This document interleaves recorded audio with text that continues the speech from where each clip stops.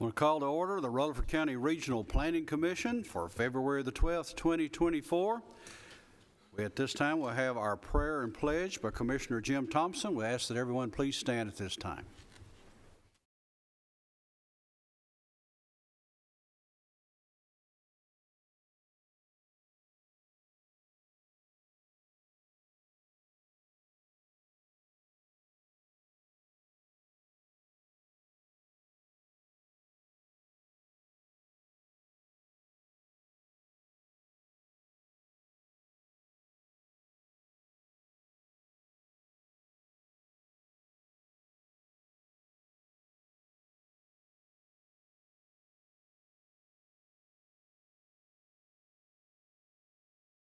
May be seated.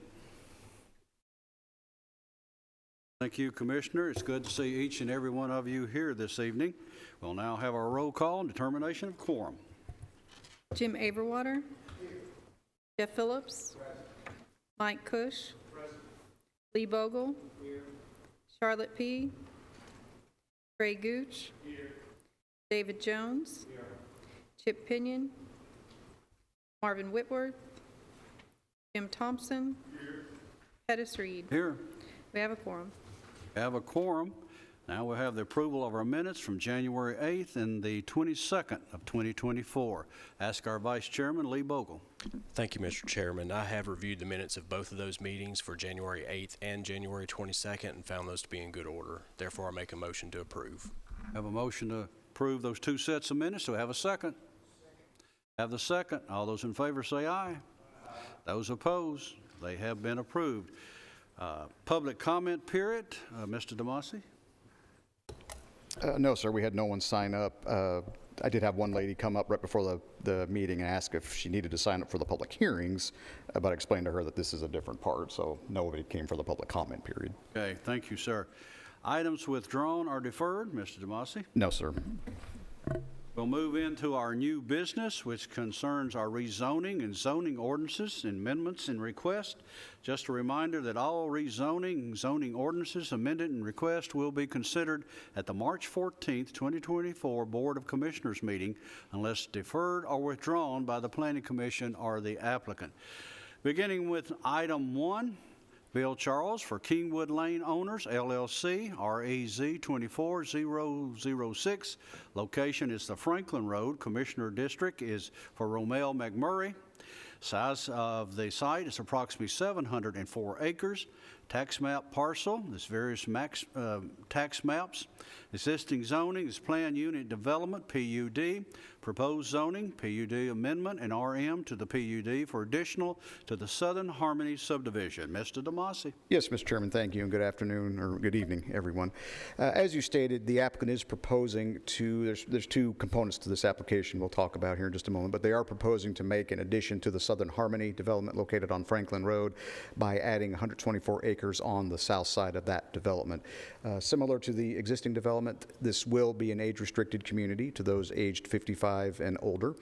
The existing design standards will also apply to those new lots. The applicant has provided a pattern book that has been attached to your iPad, so you all have a copy of that, and we can always bring a copy up on the big screens like Mike has right now if we need to look at anything more specifically. As I stated, there are two elements to this proposal. First is the addition of the Hartley tract, which is the 124 acres, and that's to rezone it from RM to planned unit development. The second part is an amendment to the existing Southern Harmony PUD, which would allow it to include the Hartley tract and to also make some other modifications. Some of those include the total number allowed from going from 1,150 to 1,445. Overall density changing slightly, 0.05 increase, as you can see in your staff comments. And there were also two previously approved 53-foot wide product types. They were called Scenic and Distinctive. The pattern book proposes to utilize the products interchangeably to provide flexibility in market options. Again, I will point you to the pattern book, pages 16 and 17, for more detail showing those changes. According to information found in the pattern book, all homes will be for purchase. The minimum lot size will be 5,500 square feet. A typical lot will be closer to 8,000 square feet. Proposed homes will have a minimum of 1,200 square feet, 2 bedrooms, and a minimum 2-car front entry garage. Front home elevations will be constructed of masonry materials. Each home will have foundation landscaping, street lights will be provided along private collector streets, possibly the local streets. And the main entrance off of Franklin Road, State Route 96, will have entrance signage, which I think may already be there, or if not, I know we've permitted some of it at least. And the HOA will maintain all common areas. Again, I will point you to the pattern book for additional information. This property does have access through the existing Southern Harmony development when it eventually gets that far back, but those will all eventually go out onto Franklin Road, Highway 96 there. There's two main entrance points. Mike's kind of pointing them out right there on the map. There is no cross connection you can see on this to the lots on the right-hand side there, the Burgess property, the remaining parts of the Burgess property. That's actually going to be a public street. The rest of the development's private, but that's kind of a separate entity, part of the overall development, but separate from the rest of the Southern Harmony lots. As I stated, each single family will have a 2-car garage and driveways to accommodate at least 2 parking spots outside the garage, and you can find diagrams on that on page 32. Buffers are not required between single-family residentially zoned properties. Planned developments are required, however, to set aside 10% minimum open space, which this development has done. They are showing about 25% of the total site. More detailed breakdown can be found on page 38 of the pattern book, and the amenities you'll find on pages 37 through 42. Most of these amenities that they'll describe were already approved as part of the original request, but this will add an additional 30 acres to the overall. I will say that overall, and we've had numerous discussions with the applicant on this. Overall, we are comfortable with the expansion of the Southern Harmony development. Since this is an age-restricted community, there should be minimal effects on the county school system. However, we have relayed concerns to them about the size and frontage of these lots, the width, basically, of these lots, and also then ensuring existing drainage systems can accommodate additional runoff. When it comes to the lot widths, I know that the applicant has been in contact with the various utilities, CUD, Middle Tennessee Electric. We have, I'm sure there'll be more discussion on that, but that was one of the primary concerns that you will recall that we did hear from the work session we had at CUD prior to the holidays. So I just wanted to at least make that known to you. So with that, I know the applicant's present and we'll be happy to answer any questions at this time. Before you come forward, let me just ask if the commissioners, do you have any further questions for staff? If not, we'll ask that the applicant come forward.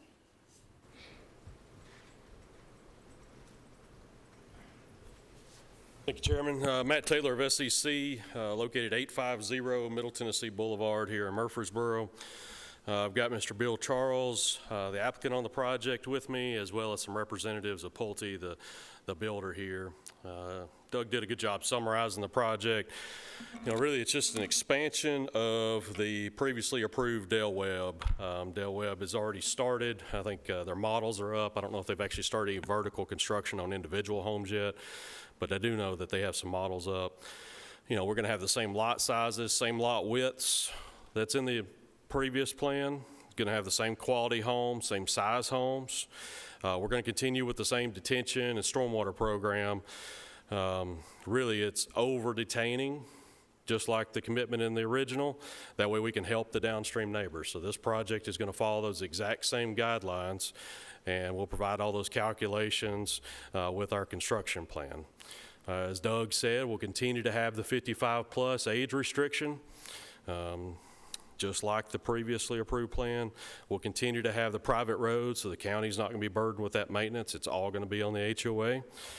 We're still going to have an abundance of open space. 25% of our site is dedicated to open space with a quite impressive clubhouse at the front, much larger than anything else we're accustomed to in this county. We did update our traffic impact study for this. It shows some additional roadway improvements at the intersection of Veterans Parkway, Kingwood, as well as Almaville. We're committed to doing those improvements, and so that'll continue there. And then we'll continue with our commitment to donate land up at the project's frontage along Highway 96 for one of the public safety buildings. As far as lot widths, we understand that's a concern, but that's really a concern on really any project that we have here, we've got to work through those each and every time. I've seen the diagrams that have accompanied the existing project, as well as that'll be carried over to our new project. And so we are comfortable with these. We'll hold our contractor accountable. I think that has already started. They're GPSing everything. Got a lot of detail here, and so we're very comfortable with that. And then I think Doug mentioned the drainage, which I hit on earlier. We'll continue that same commitment. We want to help our neighbors downstream. We made that commitment previously. We'll continue to hold up to that. So I'll be happy to answer any questions. Bill is here as well if we need to talk to him. Commissioners. Bush. Thank you, Chairman. Matt and Doug, do you remember, I'm going to put you on the spot here, do you remember what month we first chatted about the Del Webb? I'm trying to go through my notes. As you guys know, I take a lot of notes. And Yes, sir. The Board of Commissioners, I believe, approved it back in November of 2020. So that would have made this probably October, September. I don't recall this being deferred. It may have been once, but you know what?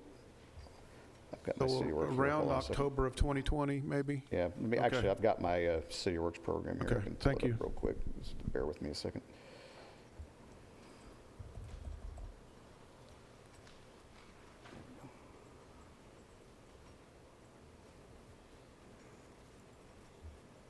If I can get my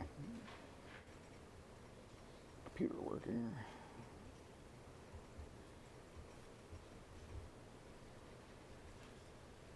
Mr. Kush, if you have other questions, you can ask that while I'm trying to get my computer to cooperate. Okay, here we go, finally.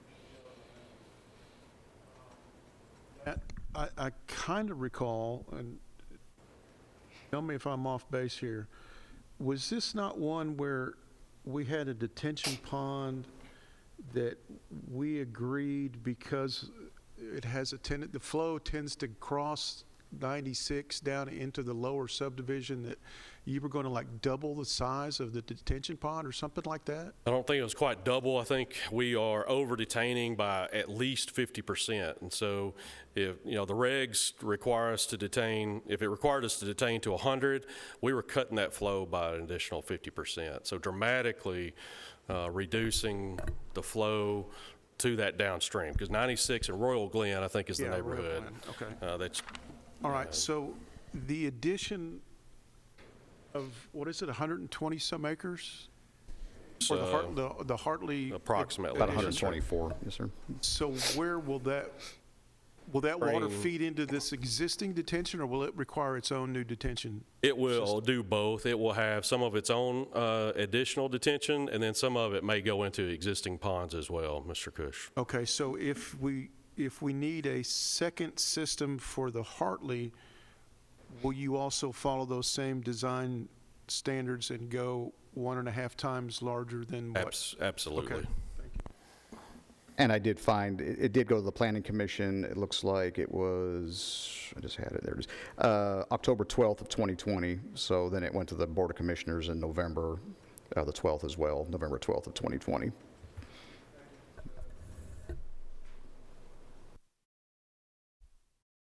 Commissioner Cush, along with the stormwater network that they've designed, they have enhanced wetlands as well to help the water soak in before it goes off-site.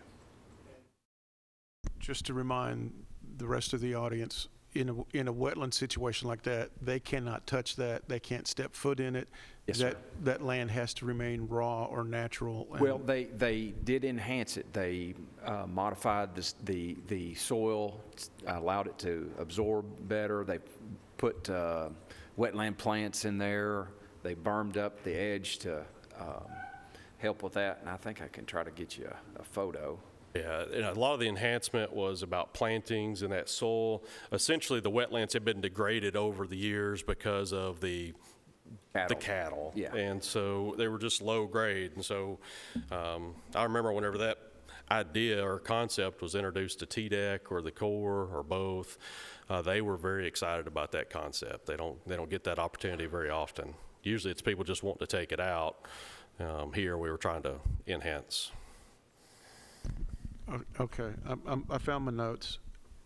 Tell me something about a TVA overhead easement. So there's an existing TVA easement. I think it's 175 feet wide that runs through the original portion. It does not affect the new Hartley or new expansion. A lot of the stormwaters inside or underneath that TVA. It is not a occupied right-of-way. It's an empty right-of-way at this point. Okay, and in regards to the detention pond, I wrote down 32 acres of detention pond. Does that sound right? Yes, sir. That does sound about right. It is there's was it 13 or 15 planned ponds? I mean, there's a bunch of. There's a lot. So right now, according to our calculations, we got about 33 acres of ponds on the entire project and about 23 acres of the enhanced wetlands. So approximately 56 acres is really dedicated to stormwater management on the project. And so that's about 10% of the entire land area. So that, again, the purpose is to not only help this acreage, but then down Royal Glen down the street. Yes, sir. Or down the hill, I should say. The reason for the over-detention is entirely for Royal Glen.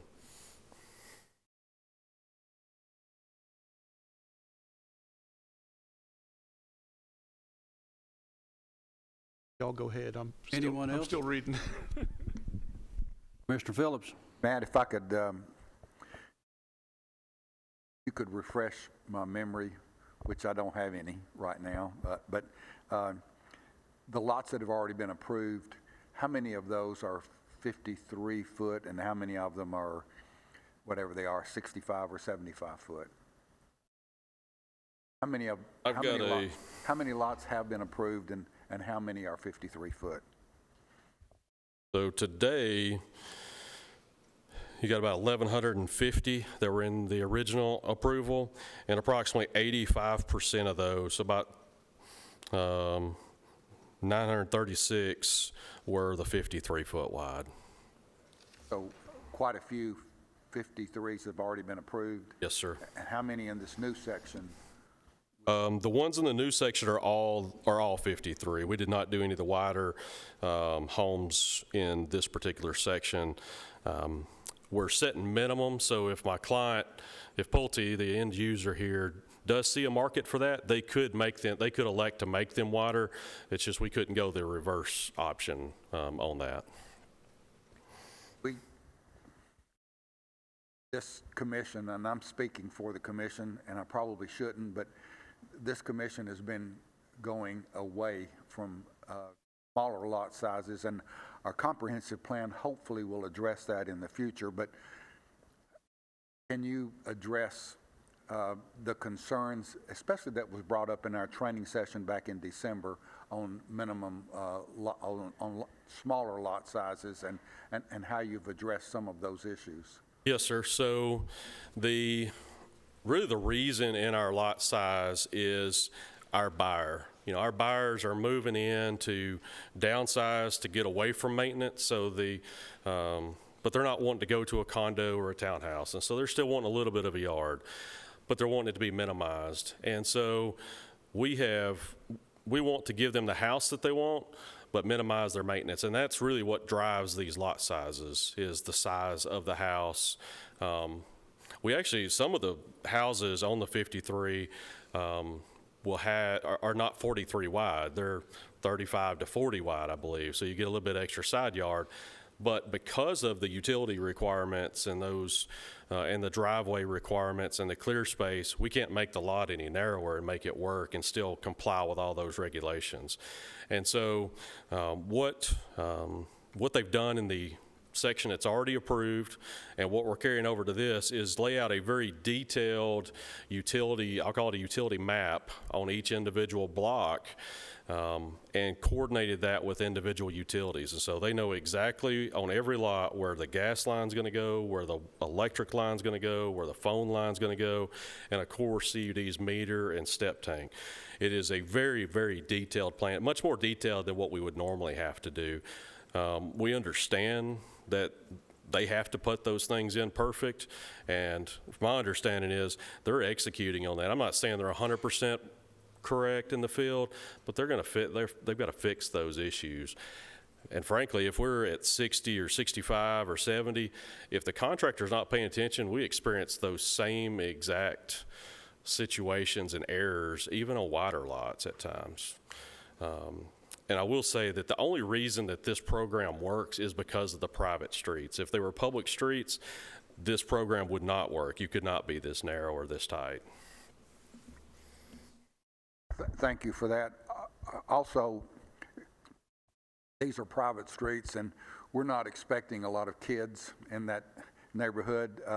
But what if there was some at some point in time, maybe in the future?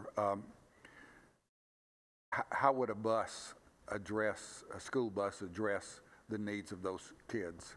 So let me address the kids first. So inside of our CCRs that are recorded, nobody under the age of 18 can be on site for longer than, I think it's 90 days in a single calendar year. And that's really to simply address where maybe a kid needs to move out of a parent's house or something, it's an emergency situation for the most part, if they're going to be going to school.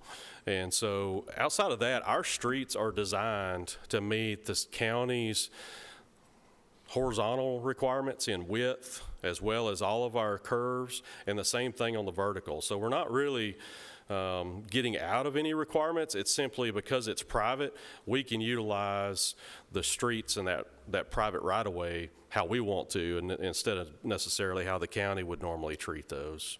So we're not diminishing the requirements.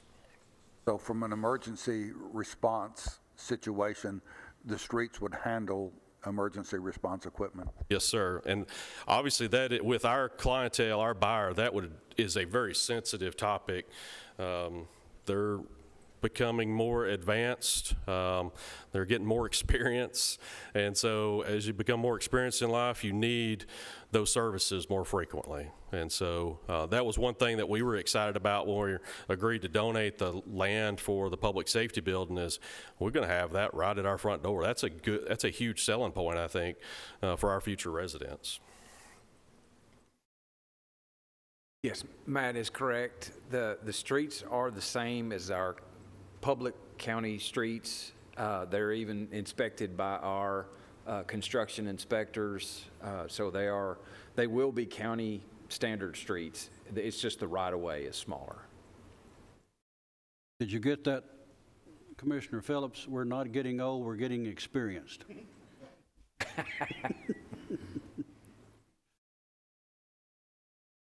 Anyone else? Let me make a note of that. That's probably a pretty good. That's a good way to put it. I like that. I think we have Commissioner Gooch. Thank you, Mr. Chairman. Most of my questions have been answered satisfactorily, and I appreciate that. Great. One question on page 37 of I guess it's the plan book, is titled Proposed Amenities. Are these amenities in addition to the amenities that's already been planned, or the addition to the? So most of the amenities that picture right there, that is what's already planned. And so we're not adding that additionally. We are adding open space, and let me look to see what else we are currently.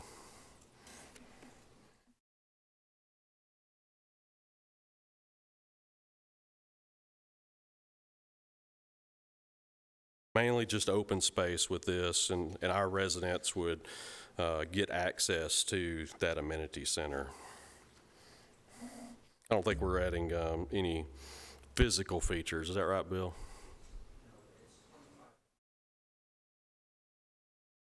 Yes. So I meant, are we adding any additional physical improvements in this? Right. No, sir. It's just open space and maintain. So if I'm living in the back, how long's the walk to get to the pickleball courts? I guess it depends on how eager you are to play pickleball. I mean, Honestly, it might be longer than I'd walk, but because they're private streets, we've got where you can ride your golf cart. So you'll see that a lot in these communities. Very golf cart friendly. okay, thank you so much. Yes, sir. Anyone else? Any more questions, comments? No, it has to be from the commissioners we have here. If not, Yeah. thank you, man. All right, we'll now move into our public comments. During public comments, you'll come up one at a time. You'll have exactly 3 minutes. There is a timer set up here. You'll have green, yellow, and red. This is not like traffic lights out here on Broad or anywhere. You don't have to rush the yellow. They're just telling you you've got about 1 more minute for you to be, we ask you to quit. There's not a trap door for you to fall through or anything of that type, but we do ask that you do quit, and I'll have to ask you to discontinue. But I'll call on you. This is only public comments. There will not be questions and answers this time, just your comments of what you want to say concerning this particular project. So our public comment period is open.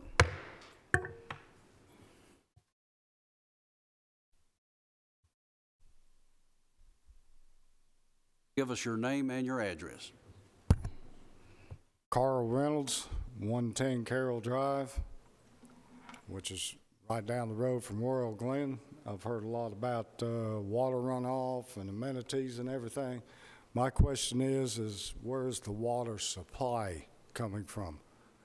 Because over the course of the last several years, all this infrastructure and building up around, my water pressure has been going down. Oh, they haven't addressed anything about the water supply issue. A lot said about water drain off, amenities, road widening, easements, but what I understand, the water supply in this area is supposed to be at a minimum of 14.5 psi. My water pressure is below that because there has been so much building and everything going on around our community that the infrastructure hasn't been keeping up with the growth. So my question is, where is this water supply going to come from, and what's the county and the city to do about it, and who's going to pay for it? I mean, there's been things going on about not wanting to have a fee on new construction because it will raise properties, values, or the cost of everything. Impact fees is what I'm saying. But it seems to be the burden for everything seems to be going on the people who are already in this environment, this city. So property taxes going up, everything, but there's no impact fees. But everybody seems to be wanting to bring in all this new development, bringing it in. I've heard about water runoff and everything. No one's ever saying anything about water supply. Where's that going to come from? Who's going to pay for it? So, thank you very much for my moments. Thank you, sir. Next.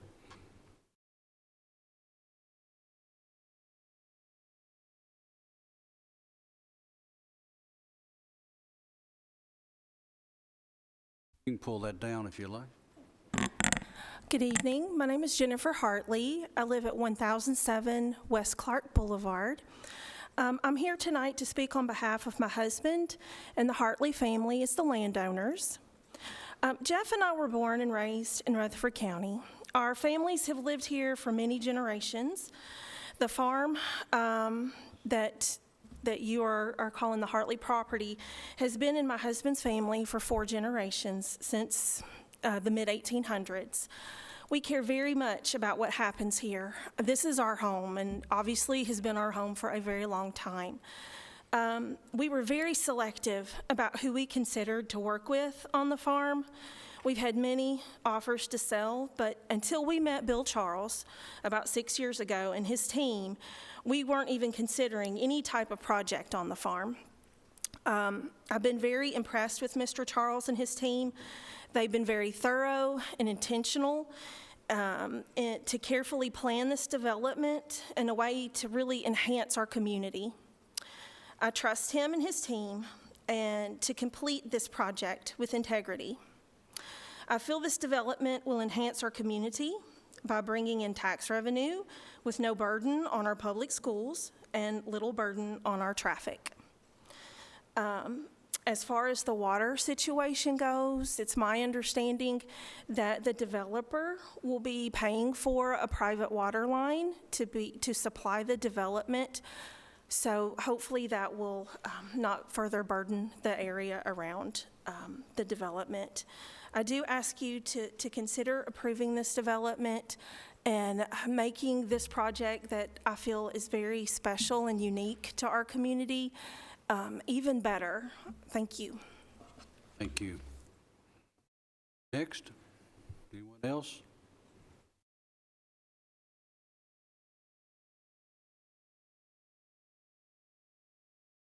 Good evening, Commissioner. Good evening, Mr. Chairman, Planning Commissioners. For some who may not know who I am, my name is Romel McMurray. I serve as the County Commissioner for District 19, and this particular project is in my district. I will say that I'm here to show support of this project. I'm a former Planning Commissioner from the City of Lebanon many years ago, so I understand and know the things that they've gone through to meet the certain requirements. I will say I travel down Highway 96, this piece of property, and I've seen the development.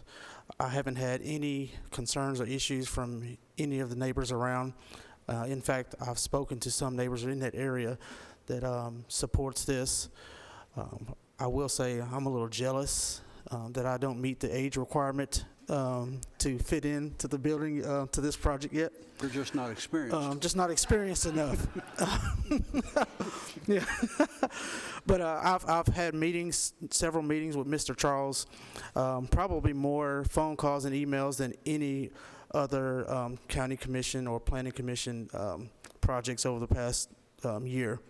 I attended their groundbreaking, and it's very impressive of what they're doing. The detention ponds, they're huge. No one across from Royal Glen has complained about anything that's going on from what I understand. And for me, it's good for our county. It's going to help our sales tax, property tax, and so many other things. It will not put a burden on our school system. I sit on the Health and Ed, and along with Commissioner Gooch, and we like to hear that. And then also, let's see here. Yeah, that's pretty much it. But I'm just here to show some support for them. I've spoken with Ms. Hartley as well, and some of the executives of Dale Webb. And so I'm here to show any support. If you have any questions, just feel free to give me a call or email me, and we'll go from there. But I ask for your support and approval as well. Thank you. Thank you, Commissioner.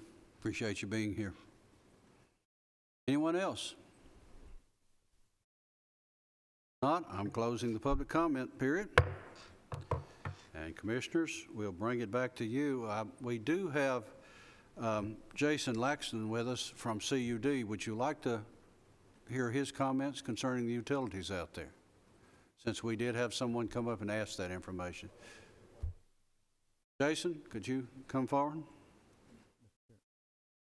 Mr. Chairman, while he's on his way up, I will say, just in response to the question the gentleman asked, the first speaker, regarding the water supply, any development that we see of this, well, really, of this magnitude, but really any development, has to go through, and I'm sure Jason can talk more about this, a will-serve letter regarding the water supply and also the sewer service or the STEP system. Those letters have been included in your agenda packets. You'll see that, well, like I said, I'll let Jason explain that. But there's one in there for the water and also one for the STEP. So, Jason, feel free to address. I'm Jason Laxon with CUD, and I can answer any questions you may have. So I'll start off. I want to address the gentleman's response or questions about the pressure.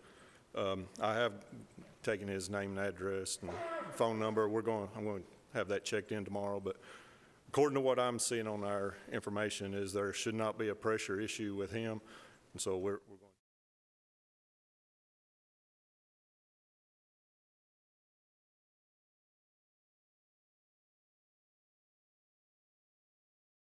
Outside that, if there's other questions about this from a CUD perspective, I'll be glad. I think it'd be important, Jason, for him to know about the feed coming down Windrow Road, going over to feed this development. I'm assuming to reinforce that. Seemed like he was concerned about the future and what's going to happen with water. His tie is coming off of 96. Looks like it's on the other side of Veterans, so I don't think it's going to be affected by that feed. Yes, there is going to be a feed coming Kingwood Lane, that area, that will supply a portion of this development, the higher elevation portion, so that it's going to be basically two different pressure zones within the development that's being served from different areas of our system.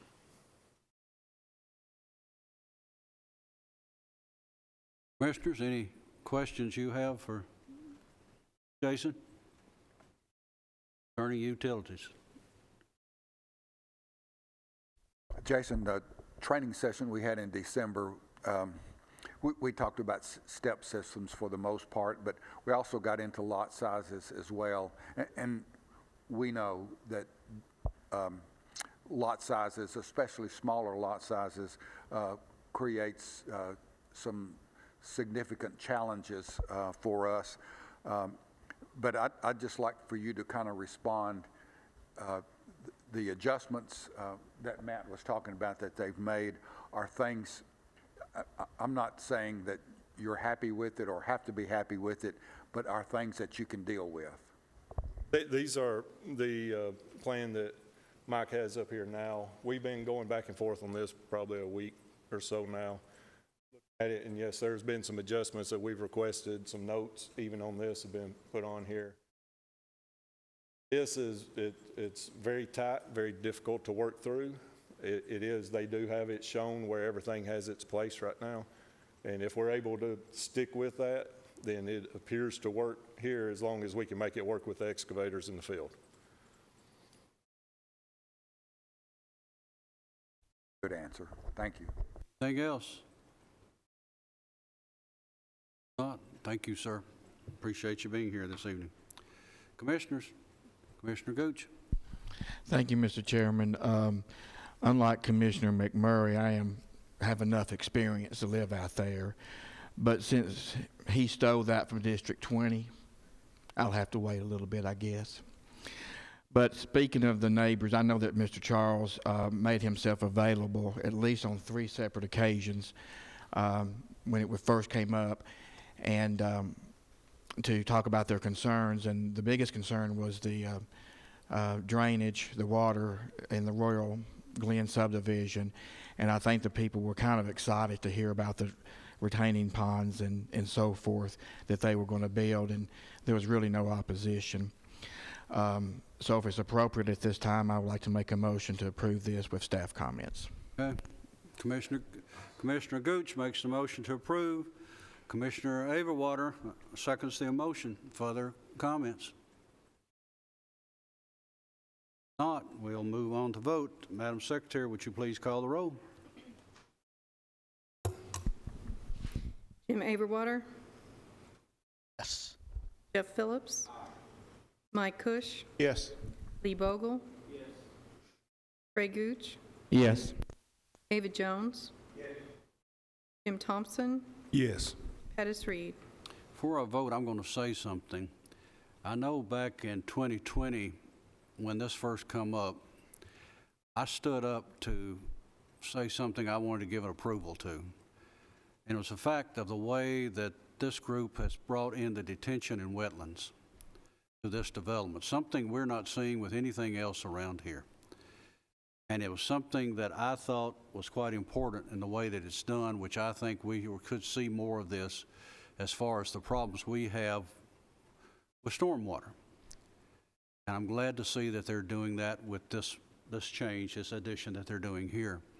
We've got to do more of this, and we've got to look at more of this. This is something that's, I wouldn't say is a new way of doing something, but it's a good way of doing something. We've seen this more and more and more across this state right here, a way of controlling and slowing down water where it's at, taking care of the evaporation of it where it's less and less water leaving the site. And I want to commend them for doing this in this right here. And with this, I'll say aye tonight. Carries. Mr. Chairman, before we leave, I meant to ask, what's the build-out, Doug? Do you know proposed build-out? Is it 10 years or 20 years, or what's the proposed build-out? As far as a full build-out, I'd have to defer to the applicants on that. I mean, this is several-year build-out. Now, their first, yeah, I'd say at least 10 years. But their first section, I mean, we've recorded the first section for the model homes. That was a handful of lots. Their first section of homes is coming soon. We've looked at the final plat for that. It's a considerable amount of lots, probably more than we would normally see in a final plat. But even with that, with the number of lots we're seeing here, this is not going to be something that we see, I'd say at least a 10-year market-driven type development, of course, so that can change.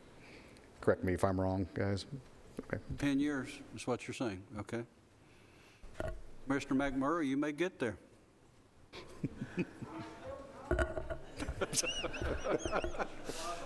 Still no.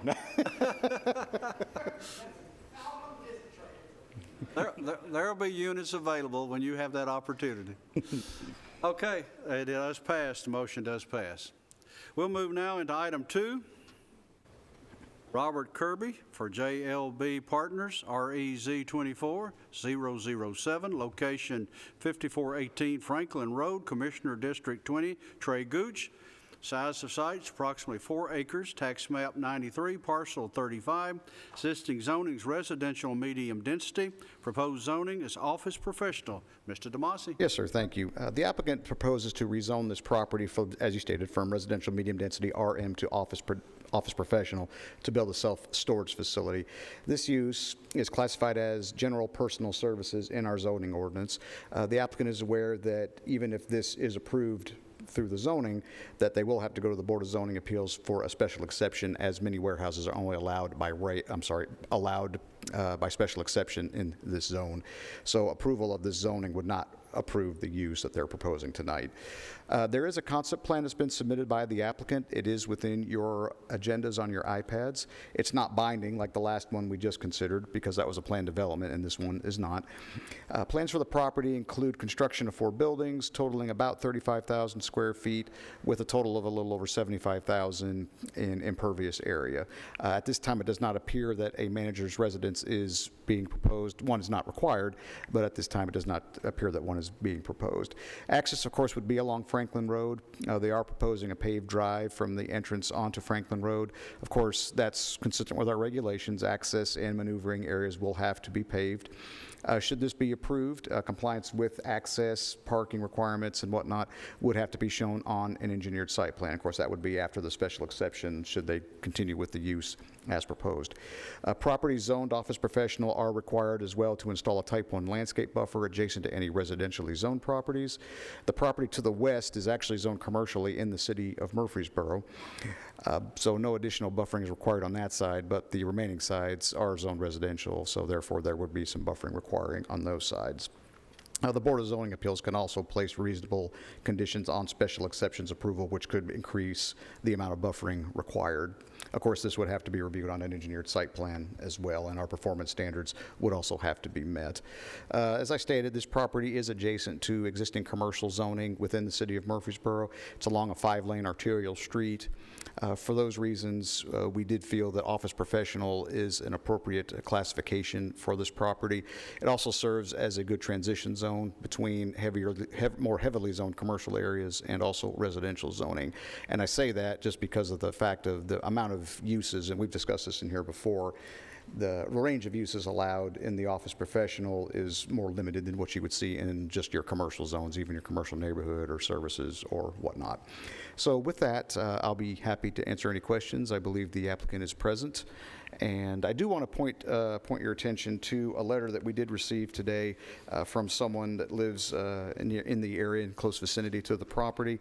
I won't read the letter. It's a well thought out and presented letter, but I did want to at least call your attention. You should have a copy of that on your tables. And if you have questions, again, we'll be happy to answer them at this time. Commissioners, any questions or comments to the staff? Mr. Cush. Thank you, Mr. Chair. Doug, can you show approximately where this letter's home address is, or in relationship to the property? Well, the letter, They say adjacent to. Yeah, well, she said Carroll Drive. Yeah, here it is on the yeah, it's Michael, pull it up. It's one lot. You skip a lot? I think it's a lot removed. Okay, thank you. Based on what I was looking at. Thank you.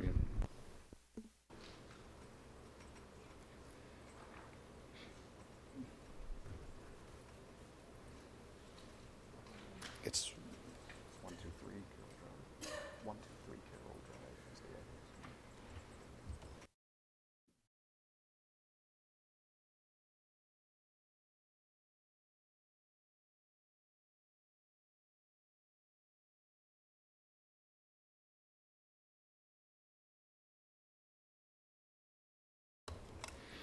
Yeah, so it's not immediately adjacent, but it's one tract removed, it looks like, but still within proximity to the property.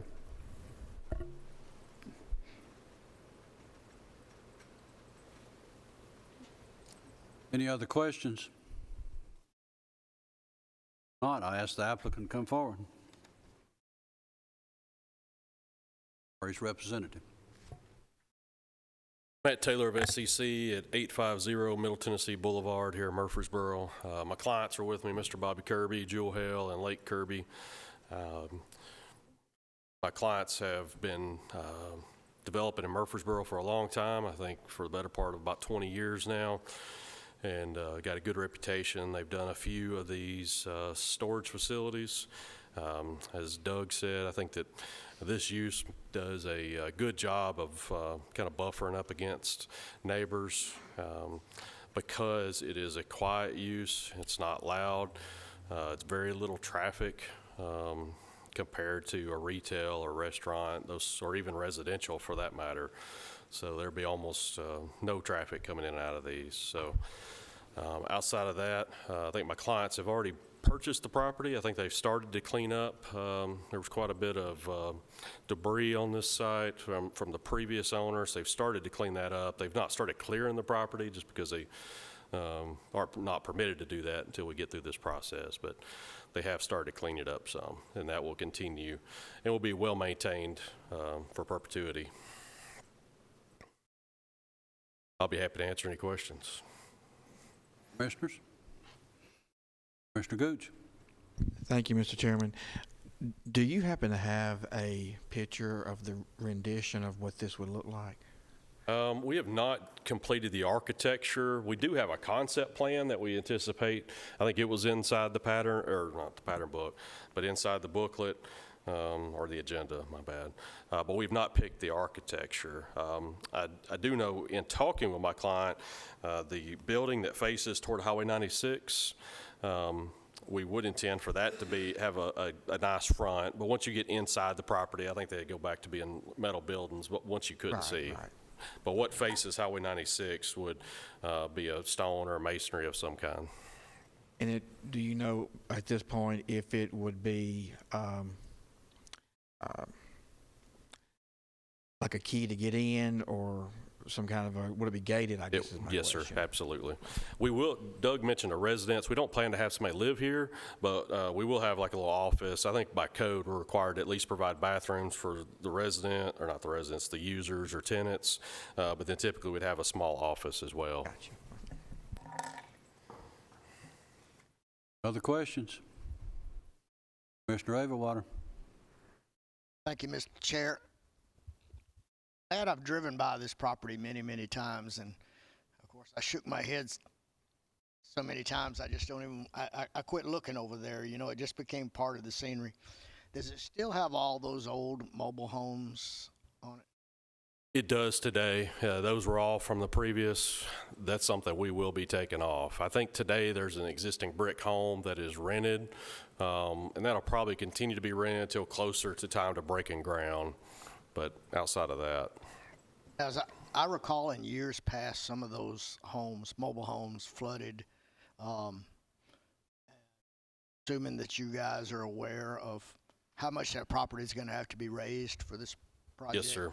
That was one of the first things I talked to my client about, because it is significantly impacted by the floodplain and the floodway.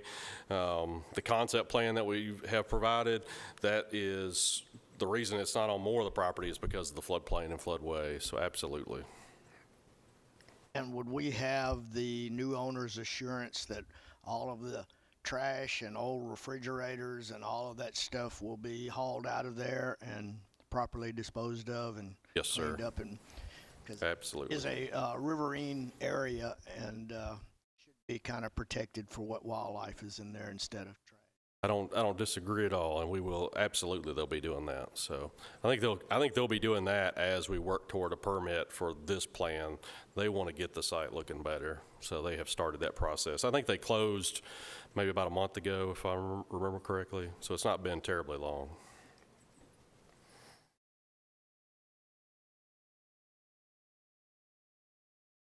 Other questions? Comments? Thank you, Mr. Chair. Matt, does this warrant a traffic study, or have you contemplated a need because of all the, looks like when Mike threw the bird's eye view up a minute ago, it looked like there was a lot of subdivisions. So traditionally, we have not completed one to date, and for this size, for 30,000, it's like between 30 or 35,000 square feet. I'm not anticipating more than 10 or 20 trips a day out of this, so normally we would not do something at that threshold. Okay. What is the big commercial enterprise right there? That's the Kroger. Oh, okay. Gotcha.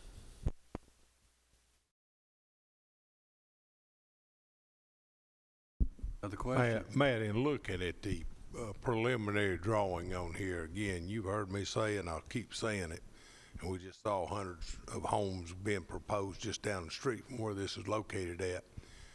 There is not enough storage in Rutherford County. Y'all gonna get tired of me saying that, but it is not enough storage in Rutherford County.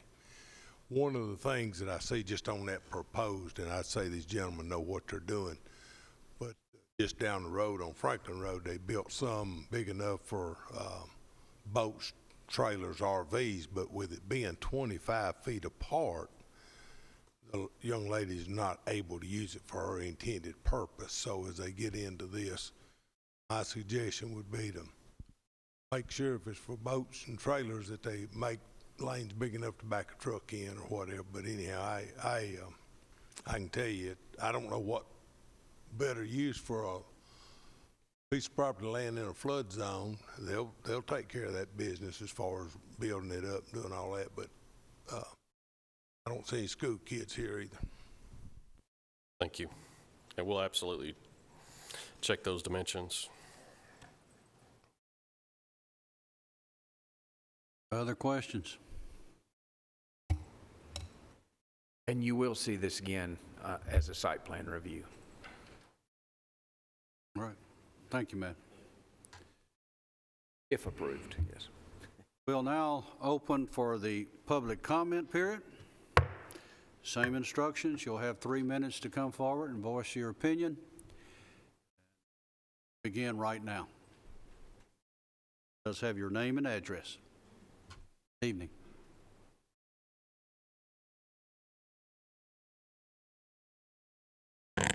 All right, my name is Jennifer Blake.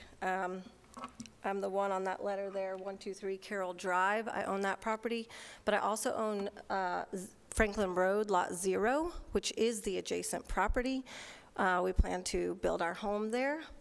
There is a very little area of that is not in the floodplain that we plan to develop into another home.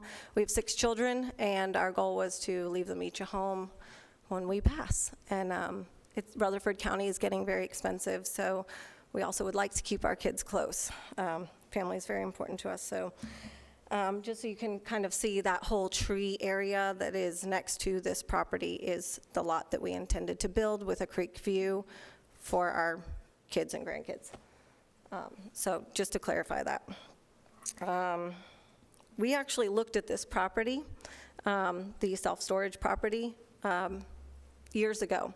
It's been on the market several times. We actually looked at it. We talked with several neighbors and looked at what we wanted and what we desired to see in the area. And we looked at some things that were very low impact. We have fox, we have otter, we have groundhogs, we have deer in our backyard at 123 Carroll on the years that we've lived there all the time, daily. So we wanted to keep a place for them and a preserve for the homes on Carroll Drive as well as the rest of the homes. The Ainsworths and the Dye family built all those homes back in the 1970s, and we bought the home from the Ainsworths. They had no heirs. They passed, and his daughter was Carol, who passed early in life. And so 123 Carroll is his legacy. We have all the old property records. It's super cool. And let me start also by saying I'm in real estate, so I'm all for development. And so I like to see things go in a direction. I'm not against something happening to this property other than it being a home. I just would like to see something that's for our residents and for the community that we've built. Mr. Brews and Duncan and all these places across the street are awesome. We have been there, they're packed, the line is around the corner every day. So we would love to see more food and beverage and things like that come in. And when we originally looked at the property, you know, our thought was like, hey, a food truck park, low impact, get families out there, be outside. You know, it doesn't have to be a very well-lit area, and kids can enjoy it. We could do some entertainment, something like that there. I just feel like there could be a lot of uses for that property. In addition to your remarks, sir, earlier about storage, I do agree. Being in real estate, we have people moving all the time. We need storage. I did go ahead and call. There are 2 storage facilities that are less than 3 miles away that have more than 20 units available currently. They're also, the same developers have another sign that is less than 0.2 of a mile right across the street that they're proposing. So, I guess not. Thank you. Next.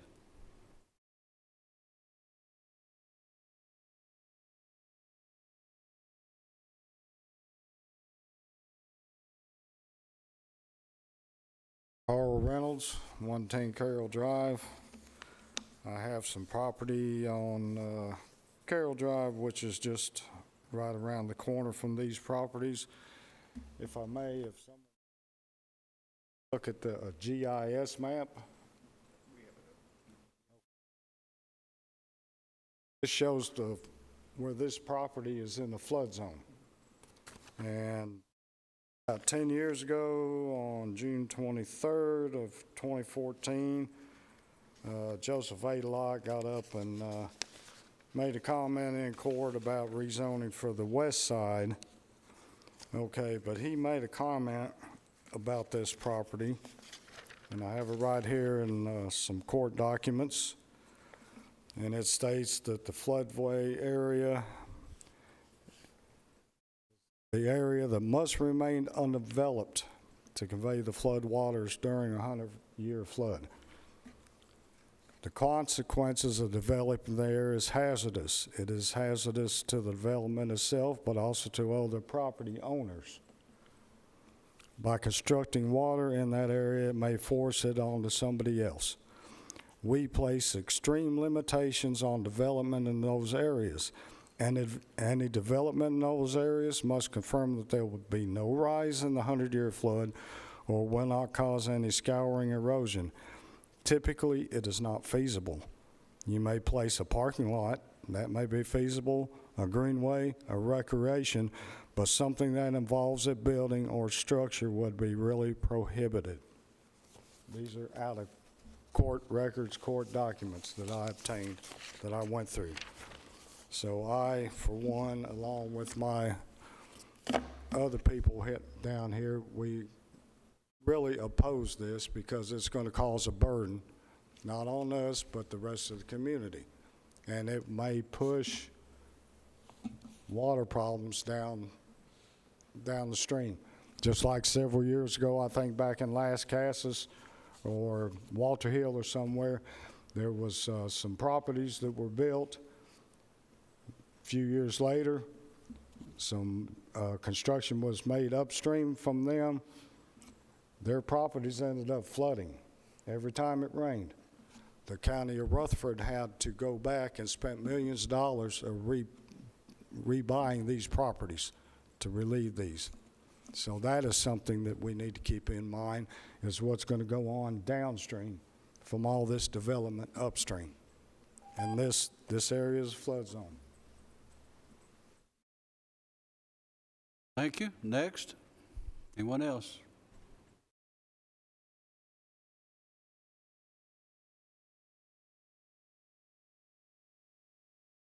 My name is Laura Pertee, and I live at 114 Carroll Drive. I just wanted to come and, as well as my neighbors, express our opposition to this development as a storage unit. First and foremost, a storage unit in this vicinity disrupts the tranquility that we're trying to build in our community. In the last year and a half, we have spent extensive hours and time renovating the homes on our street, one of which just closed for $850,000. I don't believe that people that spend that kind of money want to be backed up to a storage unit facility. I also wanted to highlight that our neighborhood does continue to flourish, that these homes were built in the 1970s. We've come in, we're trying to save this neighborhood in these homes. I also have kids that live right there. We also very much enjoy walking to Kroger. We love the fact that there's a sidewalk there, and in the summertime, we enjoy that very much.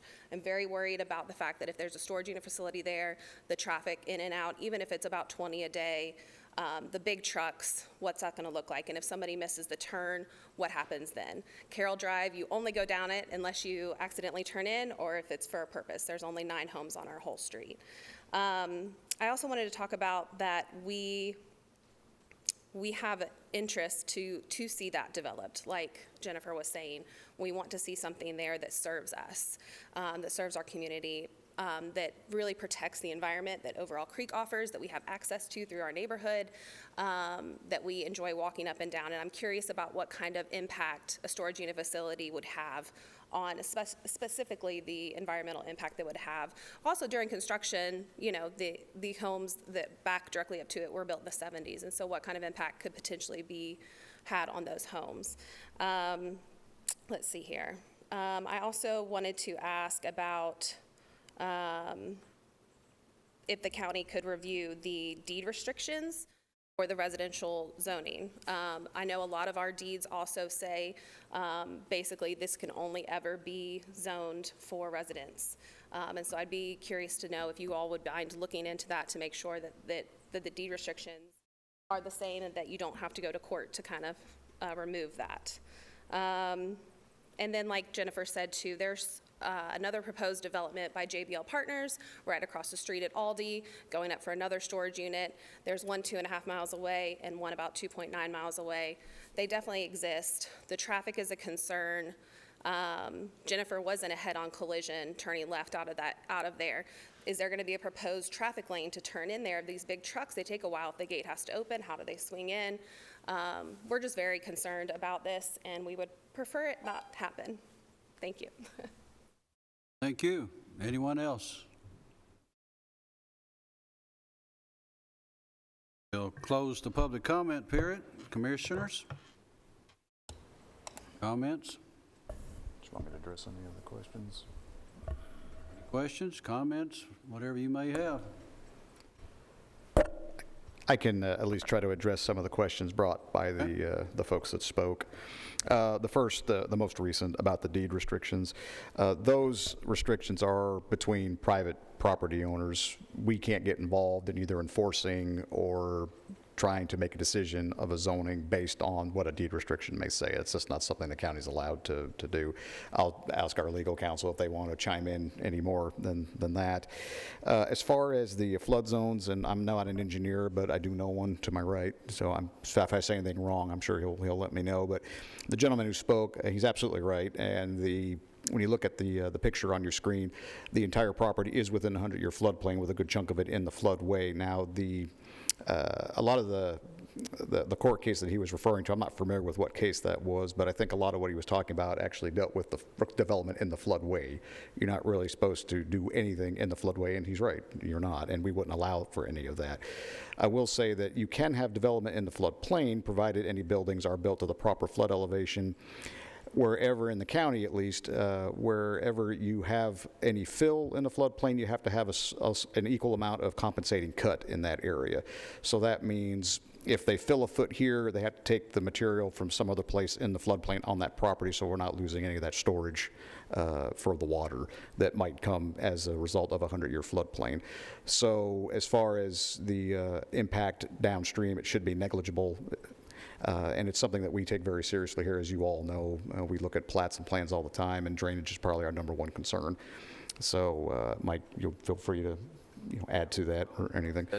Well said. So those were the primary issues as far as the zoning that I wanted to at least address. Also, in our discussions with FEMA, found out that you cannot lower the water surface elevation that they have studied. Because that is a no-no too. That's a negative rise. So we try to make sure that there's no impacts upstream, downstream, anywhere around. Doug is correct. Any fill in the flood zone will need a compensating cut. So this is going to be a challenging piece of property to develop.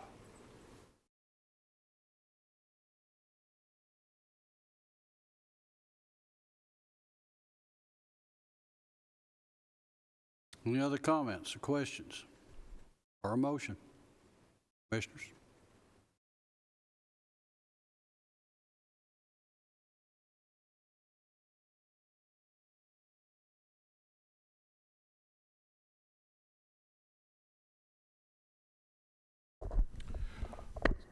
Thank you, Chairman. So, Doug, this has to go to BZA, right? If they decide to move forward with the use of a mini warehouse facility, yes. Now, if they wanted to do a use like an office building or something that's allowed by right in the office professional and not do the mini warehouse, then they could just submit a site plan. But if they want to do the mini warehouses, the answer to your question is yes. This will have to go to the Board of Zoning Appeals. Okay, all right. I'm going to give you some experience. If all else fails, I'm going to give you experience. I guess that means I'm old, right, Pettis? I'm experienced. You're giving us experience. I live in a very large subdivision, Three Rivers subdivision off of New Salem. One entrance is on New Salem and one entrance is off Veterans. Huge, thousands of homes. Off the main entrance is a storage facility. Off the back entrance where I am, if I look across the street from my front yard, I see a home, and the backyard of that home butts up to another storage facility. And truthfully, I wouldn't know either one of them are there unless I absolutely knew they were there. There is zero traffic issues. They are so well buffered and fenced that you can't tell that they're there. There's no trash. There's no lighting that is disturbing at night, I seriously, you don't really know that they're there. So they're the perfect neighbor. I kind of chuckle in my head that she mentioned, food trucks.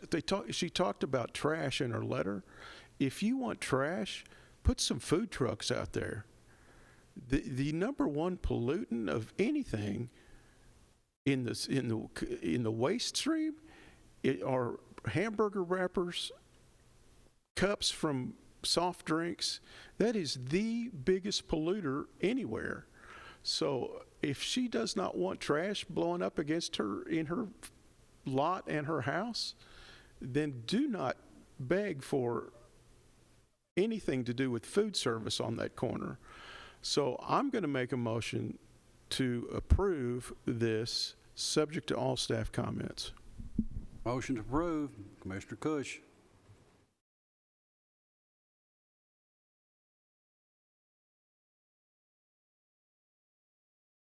Have a second, Commissioner Phillips. Any further discussion? Madam Secretary, call the roll. Jim Averwater? Jeff Phillips? Yes. Mike Cush? Lee Bogle? Ray Gooch? No. David Jones? Yes. Thompson? Pettis Reed? Yes. Motion carries. Motion has carried. Remember that all rezoning, zoning ordinance, amendment requests will be considered at the March 14, 2024 Board of Commissioners meeting unless deferred or withdrawn by the Planning Commission or its applicant. Staff reports and other business. Mr. DeMasi. Nothing really to add other than just to remind the planning commissioners after our next meeting on the 26th, we will be having a work session to talk about plan developments. So just to keep that in mind. All right. If there's no other business, we are adjourned.